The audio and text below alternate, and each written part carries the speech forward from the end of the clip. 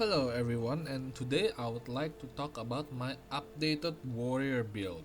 So this build has changed quite significantly, as previously I was mostly going to be focusing more on being a pure melee DPS tank. However, with the recent gear that I got, I finally found a new, different, and much more interesting playstyle that I hope you guys will enjoy. Right, let's just jump straight into it once again. I put everything into ferocity. This toughness is everything came from the equipment itself. My damage output is 15,000, which is quite decent. 62,000 HP. The material defense has significantly decreased, but the reason why I did this was because I wanted to be able to clear the dungeons at a reasonable amount of speed, so I sacrificed decent amount of survivability in order to be able to obtain more damage. Um, let's just move on straight into the equipment itself, just so you can see what I'm talking about. So my build mostly revolves around my equipment, which is basically from the rings, the amulet, and from the weapon itself. So the weapon here is quite low level at 77, and it doesn't have the best damage. But the reason why I like it so much is because it provides me life leech, it provides me status element, chance score, it provides me ether damage, and it has a material damage bonus. So I have yet to encounter a better weapon than this. And while I have encountered several one-handed legendaries that do in fact do more damage than this, they do not feature ether damage. However, one key thing about this build is that ether is one of the most important aspects regarding this build, so it was non-negotiable for me to remove it. Next, we have the Quintet of Sundowns, which basically allows us to cast sacred spells. Really, I'm only using this for the Bulwark of Dawn. I'm hoping that if I run enough Wrath of Saracels, I would eventually get a shield that allows me to cast Bulwark of Dawn. I don't know if that's possible, but I'm hoping that it does, so I can ditch this shield because, in all honesty, defensively, it really isn't that great. Moving on to the rings. So one thing to note is that it is possible for you to get double attack on the rings. I used to have double attack rings, but there is a reason as to why I'm currently investing in attack and spell. So one thing to note is that yes, you will gain a significant amount of damage of when using double attack rings. However, this build focuses on ailments, so I needed a different source of damage in order to be able to apply the ailments itself. So usually what you would be looking for is two different type of attacks and a 30% critical hit damage or a material damage bonus. Those are what usually you would want to look in a steel ring and with slots as well. Uh, it's also recommended that you have at least around 25% to 30% critical hit damage as well on the base steel ring itself. So as you can see over here, I also have a frost damage, fire damage, elemental resistance score, which is really isn't that important, but the more important part is the 26% critical hit damage and the 30% critical hit damage. Moving on to my Omnistar Amulet. Here I have physical damage, again, always very nice. Ether damage, like I said, one of the most important aspects regarding this build. Material damage, very nice, 37%, and 39% occult status ailment chance, which helps me inflict stasis more often. Moving on to my build, I have everything slotted with status ailment just because the build again is ailment oriented, so you want to stack as much ailment as possible. Over here we have in regards to my helmet and my chest piece is mostly used for survivability. Again, shoulder, status ailment as well, decent ferocity, decent material resistance score. I slotted with triple maximum health just because I wanted to have as much survivability as possible. Again, more status element chance score, not a lot, but it helps.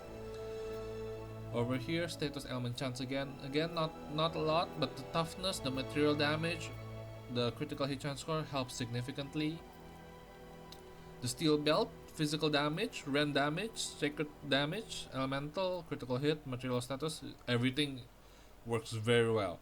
Honestly, to be quite honest, the sacred damage in this belt actually makes it very difficult for me to build the set, or to make this warrior build actually happen. The reason is because I'm actually doing too much sacred damage, and I have so many different ways of inflicting weakness, so the sacred damage is actually not ideal, which is the reason why I had to invest in double fire damage spell rings. Otherwise, if I could remove the sacred damage from this belt, then I would have invested more in like the double attack rings.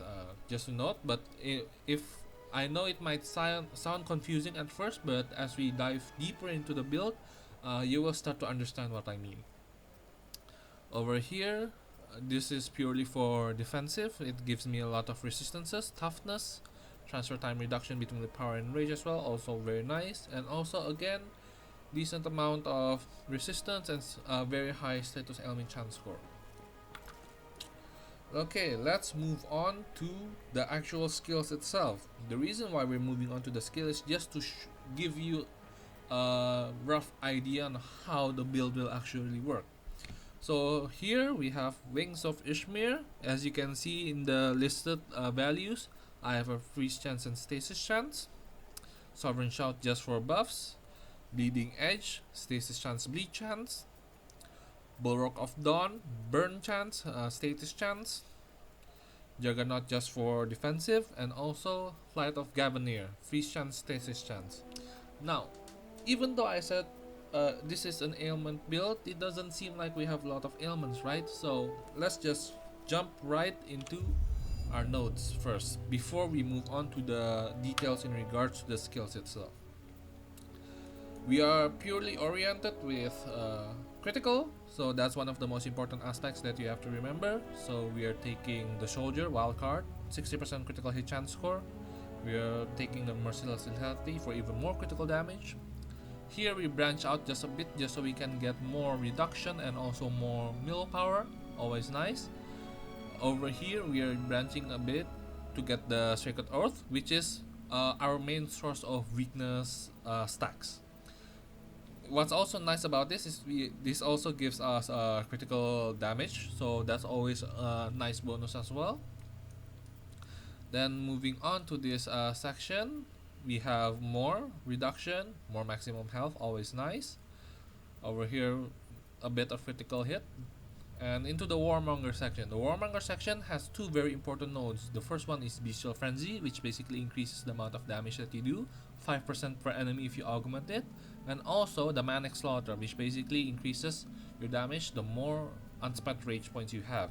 This is one of the most important augments that you need from a node as well, just because it allows you to continuously top up your rage. Then moving on over here, we have the Arms Maester. Oh, seems like it's raining. I mostly use it for the Proud Reprisal. What this allows me to do is basically counter attack. So again, even without me having to inflict attacks on my enemies, if just by having them attack me by themselves, I would be inflicting weakness, and I would also be inflicting my other sources of ailment. As you saw previously before, I happen to have the ability to stack 2 ailments at once, and the reason for that is because I have this Grievous Afflictions. Basically, how it works is that in regards to all of your attacks, it will apply ailments based on the highest damage number that your skill has. So let's just briefly go back here. As you can see over here, Bulwark of Dawn, when you take this Sacred Gowns skill, it basically allows you to do sacred damage. However, because I'm stacking fire damage and also ether damage, both of which are higher than the actual sacred damage that I have, I am inflicting burn and stasis instead of weakness. So that's one thing to keep in mind. Okay, coming back over here, we are taking the Child of Fury, which is one of the most important that notes that you have to take in regards to making a warrior build. I always consider this to be mandatory because this allows you to not only regenerate rage instead of willpower, it also basically doubles your damage in exchange of doubling the cost. It's because of this that we are investing in a significant amount of rage meter, which is why we took this, and also which is why we are taking the duty to exterminate warlock, which basically adds another 100, 100, and 200 over here, bringing it to a grand total of 1550 rage. On this side of the note, we have more material damage because we have a decent amount of physical damage as well on the weapon. Here I'm taking Branded Burst and also its Augment Note. This basically allows me to block damage whenever I'm not being hit. So you might be wondering why I'm taking Branded Burst when I'm also taking Sacred Oath. And the reason is because enemies at a high level, they start to hit really hard. And yes, for normal mobs, you won't be having a lot of problems, and you want to tank and you want to be in front. However, you can't really do the same with the bosses because they will almost always one-shot you, especially if you do not have the Juggernaut skill. So this is basically an extra safety measure for you whenever you're playing in order to prevent you from getting one-shotted. Over here, because we are inflicting a lot of ether damage, so I'm investing in Time Weaver just to get this skill, which time cannot heal, basically allowing me to do double damage whenever an enemy is inflicted with stasis. Over here we have the note Archeon's Teachings, which basically allows me to throw one projectile. I am only taking this simply for the Flight of Gavonir, which basically allows me to throw 3 hammers at once. The reason is not only for the damage, but also because it clears waves more consistently. So let's say we remove this. As you can see, there's a very triangle gap over there, and sometimes it misses enemies. That's really annoying. So not only are you taking the skill for damage, but you're also doing it for the clear consistency as well. So as you can see, there really isn't any gap in between the hammers. Finally, one of the most important nodes that I feel is very underrated, but then again, it also depends on the build, is this Immortal Offering. So basically, what it does is that for every ailment that you inflict on an enemy, if you can inflict at least 5 stacks, you would basically gain 30% bonus damage for that particular ailment type. So let's say, for example, I block 3 hits with my shield and inflict weakness stacks, Sacred Oath. I have over 5 stacks, so when I kill the enemy, I will be getting 5 stacks of weakness with Immortal Offering, and I would be getting 30% bonus damage. So as you can see, the more ailments that you're able to inflict, the more damage you're able to deal, which is basically the entire focus of this build, is to basically to deal insane amount of damage through Immortal Offering, and also which time cannot heal. Also combined with obviously the incredibly overpowered Frenzied Blows. Again, this is still not yet end game level 90. However, this is a build that I find to be consistent enough to still tackle decently high leveled expedition runs. If I were to continue to improve the build, I plan to take Siegebreaker, Salvatory Anchor, just because it significantly helps with my survivability as well. Investing more rage points, let's say in the heat of battle. And at the moment, that's all that you really need. Like, you probably invest more in block chance, you would invest more in health, you would invest more in survivability, basically. So because you have so many sources of damage amplification that you don't really need any more damage at this point, All you really need is survivability so you don't get screwed over by the bosses. Let's move on to the skills. I have 30% bonus damage just because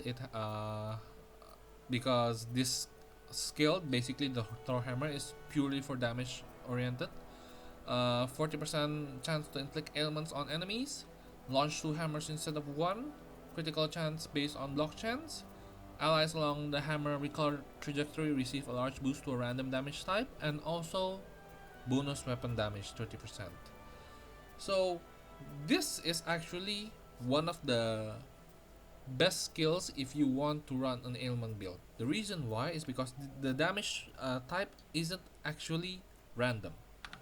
Okay, when you see here, extra damage is dealt as lightning, and this is always the same bonus elemental damage, and the bonus elemental damage is not insignificant. As you can see over here, I have close to 16,000 damage, and whenever I use the skill, it immediately jumps to almost 19,000, and look at the amount of lightning damage that I'm getting. Not only that, it also changes my ailment into status and shock. If I do not have the buff, it becomes freeze and status. So that's one way for me to inflict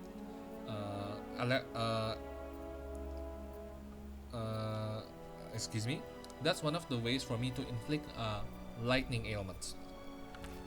Next up is Burrock of Dawn. Again, what you want to look here is basically you just want to have the minimum amount of sacred damage. So if you happen to have like a very good belt, just pray it doesn't give sacred damage.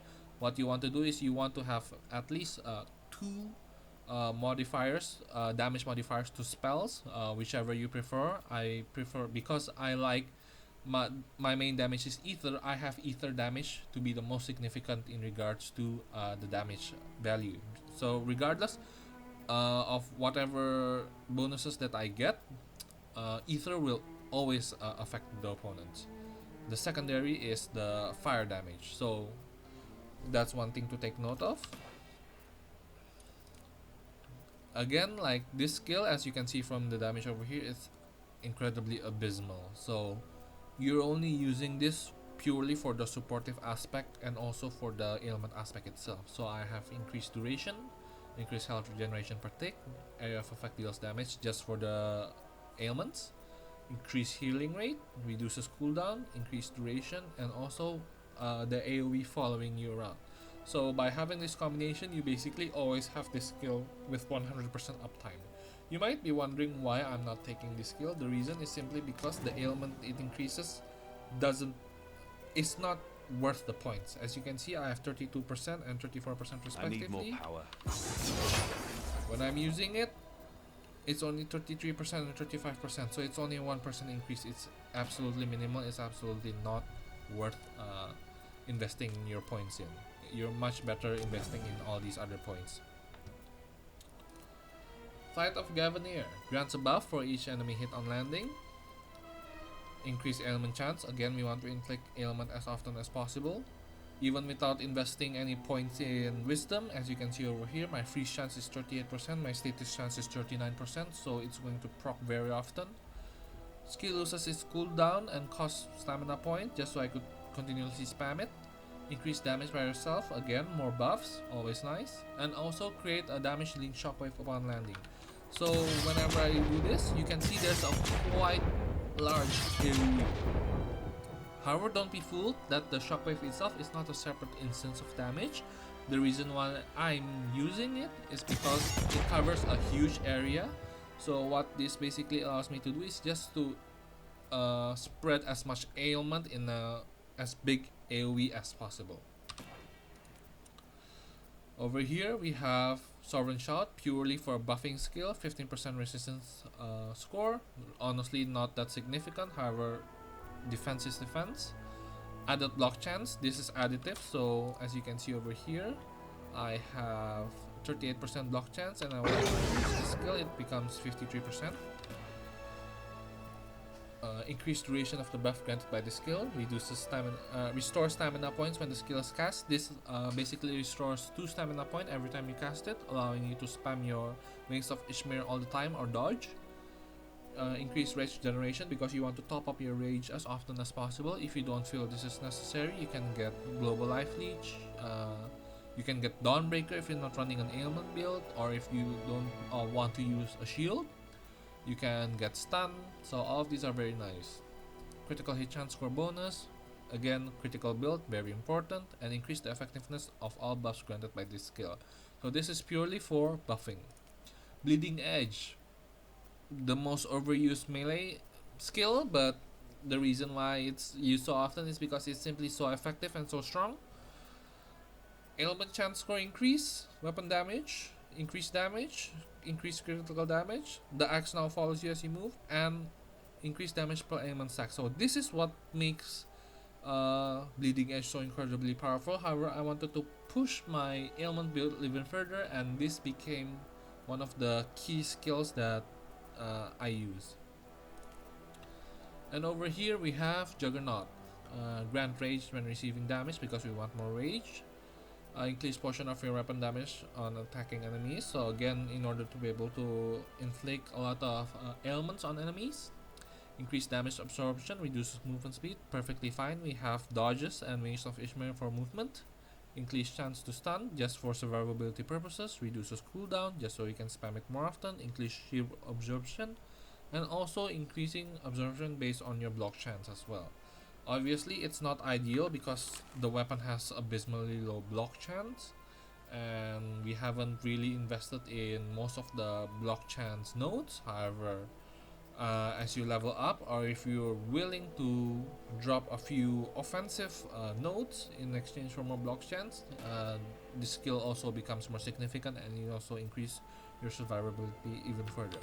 Now, one thing to note is that yes, you can inflict a lot of ailments with this build, but it doesn't mean that you're just going to spam your skills non-stop without thinking. Because here's the thing. When you get the bonus damage, let's say 30%, let's say you're inflicting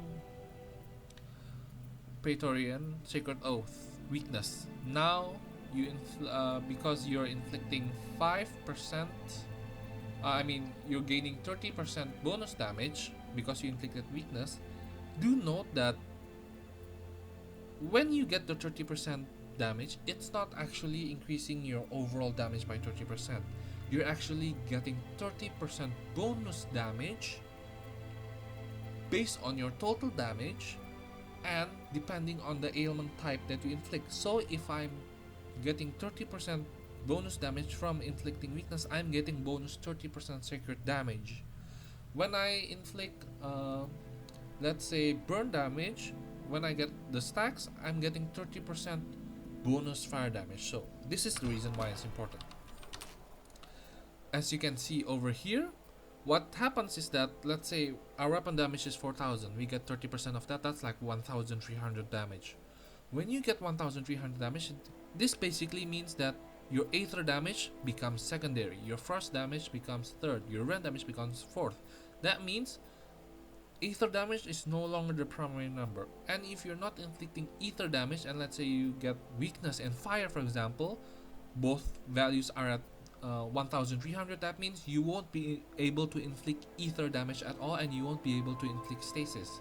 So there is some management that you have to do with this build. So basically what you want to do is that you want to cast Bulwark of Dawn, inflict the ailments over here, and then inflict Flight of Gavanier, just so you can get the Thunder and also for the stasis.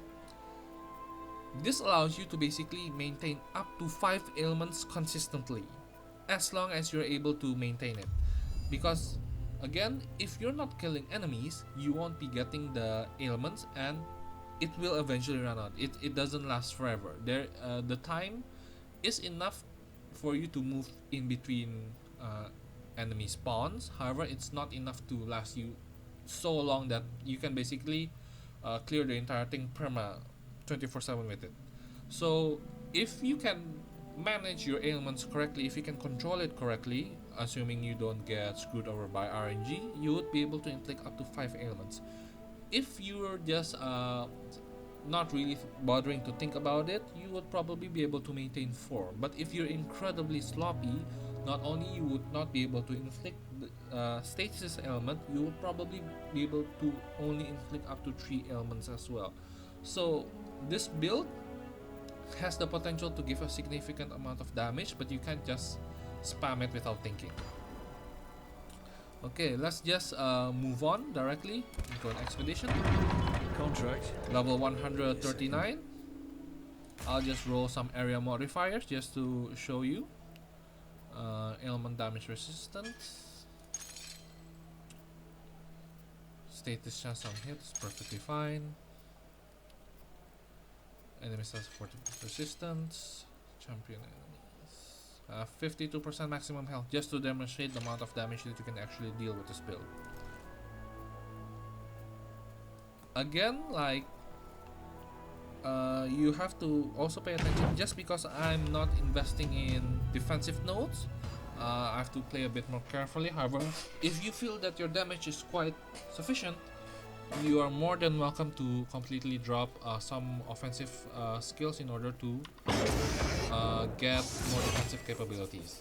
Over here, I'm just using my bleeding edge to get enough for Bulwark of Dawn.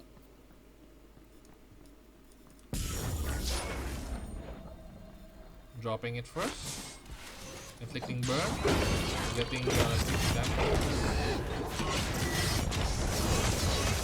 As you can see, I have 5 stacks. I'm easily dealing anywhere between 600k to 1 million damage. Let's move on to the next area. Throw out my hammer. As you can see, it doesn't last very long. See, now I'm only down to 3 elements as well. But again, damage is still damage. It's always nice. If you feel that you're in this position and it's completely screwing over all your elements, all you have to do is just wait, have it reset all to 0, and then you can repeat the process from the beginning again. No worries.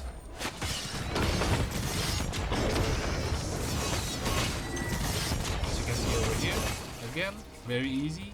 Oh, I did forget to mention, Bleeding Edge deals almost its entire damage in bleed form. So as you can hear over here, see, the total rend damage is 20,000 while everything else is much lower. So this is a consistent way to inflict your ailment. So the breakdown is ether damage is the main ailment for everything, both for your spell and physical.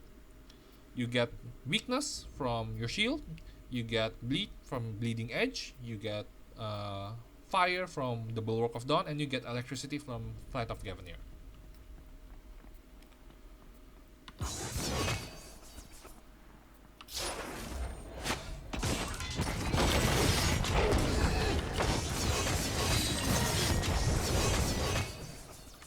As you can see over here, like, there's completely no problem whatsoever in clearing enemies. You deal a lot of damage as well.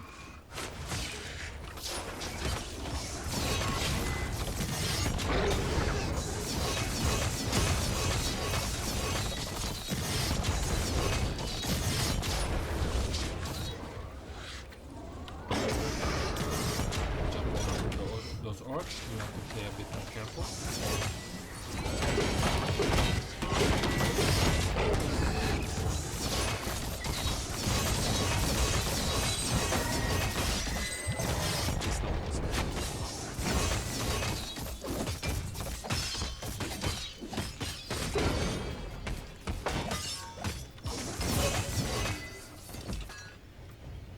Not happening. As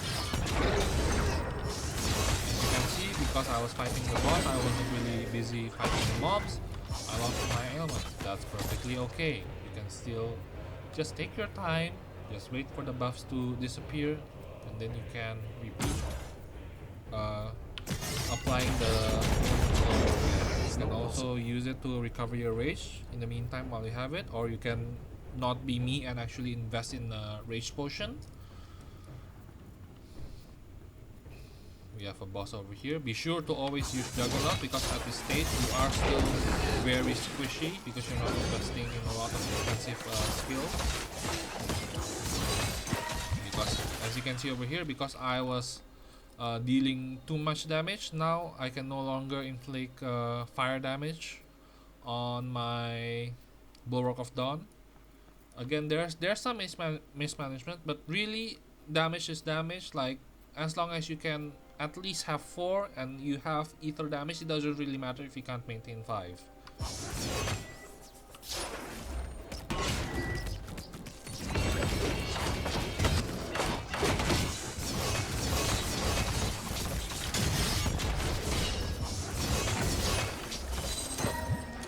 Over there, 24 million HP boss, really not a problem whatsoever.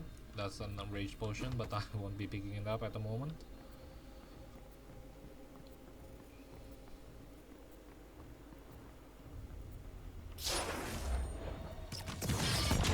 If you're wondering how you would be building this set when you're not at this level, what I would recommend is you to drop that which time cannot heal, because honestly that's really overkill damage. You won't really be needing it until later on. Also, one thing that I forgot to mention, there's several different ailments that you can inflict. You can stun is not one of them, by the way, but stun basically comes from physical. You have toxic, you have bleed, fire, ice, lightning, ether, sacred, and shadow. You won't be able to get the stacks, the ailment stack buffs from stunning, and you won't be getting it from frost as well. That's one thing to consider. However, if you are able to get a different status than me, because I personally learned the hard way that you can't inflict frost with it. I don't know if it's a bug or if it was intentional. However, if you can get frost and if you can get consistent ether damage, then you can also invest in persistent hunting. I don't happen to have enough skill points to invest this yet. It doesn't seem to be dealing bonus damage based on your total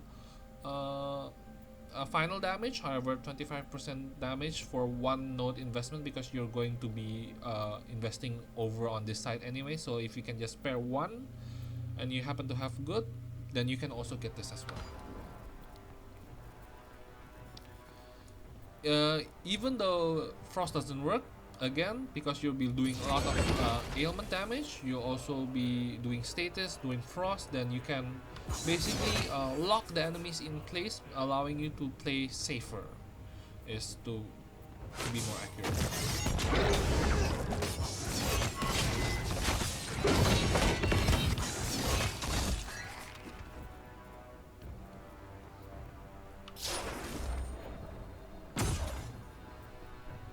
Again, this is good in order to help convert willpower to rage, and also because you can always get one shot.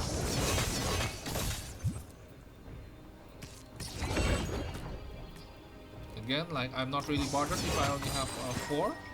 That's perfectly reasonable, and it's still a lot of damage as well.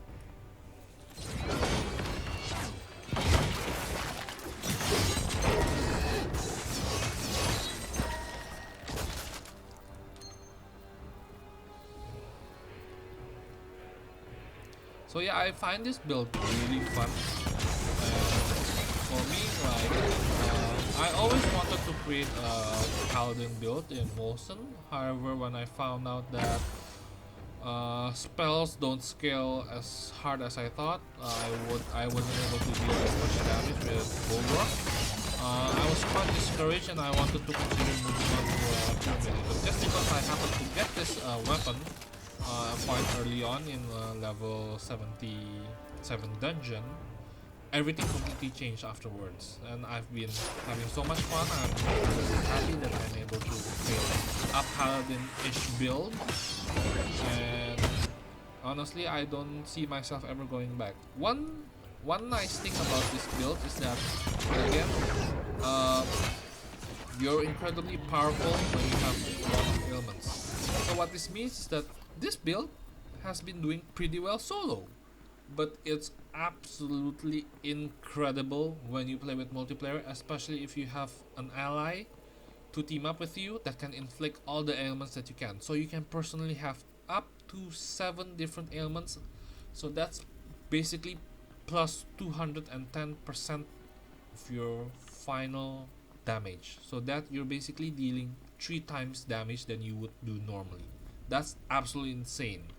Again, like, you won't be using the spell damage. This note is completely useless, but you get the ailment stack duration, which is nice.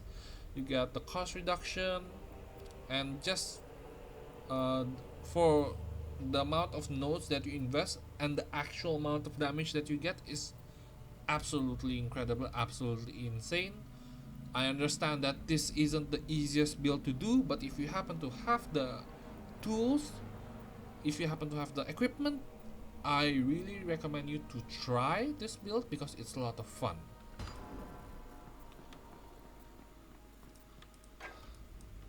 That's one important thing to note in regards to playing Wolcen, is that you should uh, build according to what you have, because sometimes it might be too some builds are very specific, like as mine is quite specific as well, but you're not completely tied down to the actual rings and the amulet as well. So I mean, I just happen to have a really good amulet, and basically in regards to the rings themselves, I actually had to re-roll them a significant amount of time. I wasted so many gems, I wasted so many materials on it.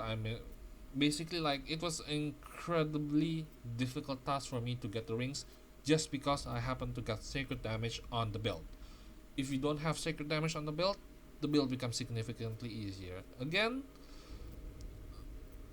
this type of weapon isn't easy to come by as well, so that's the reason why I haven't replaced it at all. So it might be difficult, but if you actually happen to have the weapon, I do recommend you giving it a try. Now I'm completely lost and I have no idea where to go. I apologize, too much ranting. Let's use my aspect of the apocalypse to run faster. Okay, let's try top. Oh no. Oh no, I really apologize for being so lost like this. Can we go down? Yes, we can go down.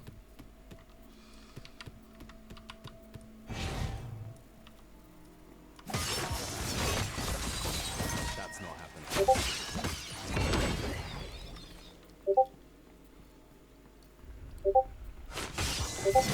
Oh yeah, in regards to the synergy, like I said before, if you happen to play with someone, it becomes incredibly powerful. So what I do is I play with my cousin, and he made a tank support ailment build. He basically does 0 damage, and all he does is basically tank for me, because I'm being quite squishy, which is the reason why I invested in pure damage as well, because I have my friend helping to tank for me. So I really couldn't be bothered to invest in defensive skills. Like normally, I understand you would want to invest in some defensive skills as well, just to make sure that you're consistent enough. So the basic premise is, if you, as long as you're surviving, invest the rest in offensive skills. If you find yourself not able to stay alive consistently, drop it and invest more points in defensive skills.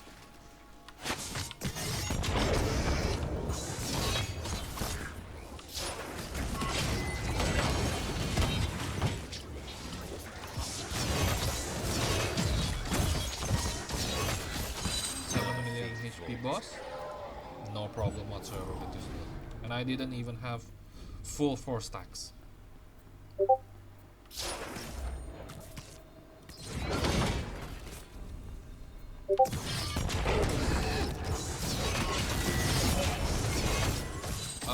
If I have to say, one of the weaknesses of this build is that it's very setup oriented, so you can't just go willy-nilly. As you know, Like I said previously, like the duration of the buff isn't forever.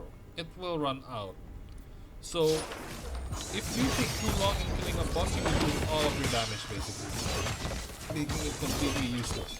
And especially if you have like, let's say if you cleared all the mobs, all that's left is the boss, you're basically screwed because you have no bonus damage. So what I would like to do in that situation is usually I would kite several enemies just before the boss area. I kill them, I get the buffs, and then I immediately go to the boss and kill it. That's how I like to do it, in order to take advantage of all the ailment buffs. Again, I apologize for being so lost over here. It's taking more time than it usually does. As you can see from my actual clear speed with the monsters, it doesn't take long at all. It's just that too much rambling, getting lost. Oh my goodness.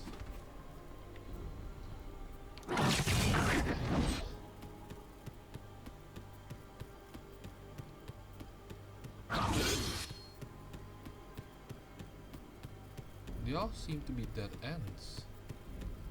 Where am I supposed to go? Again, I apologize. Like, normally it's not supposed to end up like this. It just so happens that I'm completely lost, because they all seem like dead ends. The top left is dead end, this is a dead end, the bottom left is a dead end, but the bottom right also looks like a dead end with the circles. Usually in these caves the circles are usually the dead ends, but I might be mistaken. Again, I really apologize. This build, I do have to say, at around level 130, level 140, you would be struggling quite a bit in the Wrath of Saraciel or Saracel. I apologize if I butchered it. Oh my goodness, this is actually a dead end. Every area is a dead end. Oh, so. Oh my goodness.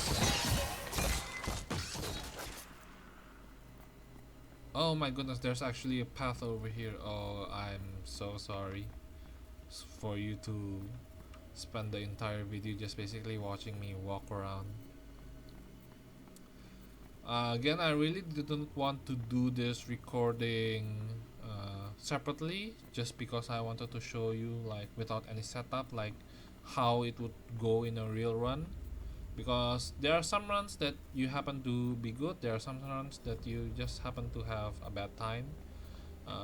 So I basically just went here without any preparation just to see basically what will happen with the build itself.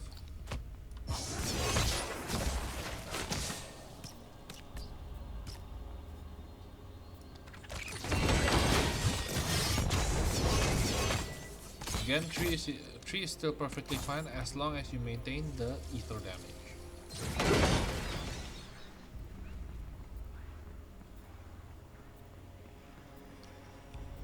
Let's just skip over all of these enemies because we already spent too much time in this map anyways.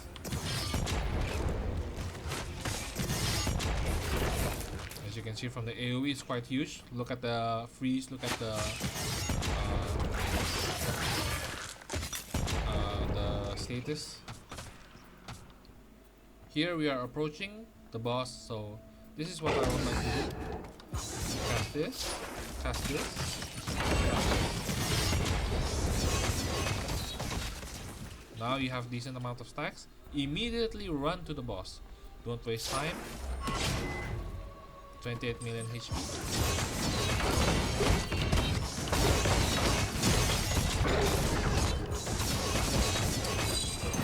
Absolutely no problem whatsoever.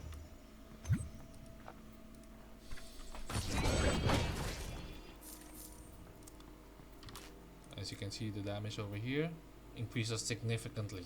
36,000. When you run out of the buffs, let's just show 15,000. So again, 3 stacks, 90%, 15,000 to 30,000. Makes sense. So anyways, that's about it. I really do apologize for taking so much of your time with this video, and I hope this build was able to help you change your melee build a bit instead of the pure dedicated melee build. I feel that melee ailment builds are incredibly powerful, one of the most powerful builds in the game at the moment in regards to pure offense. And that's about it, and have a nice day.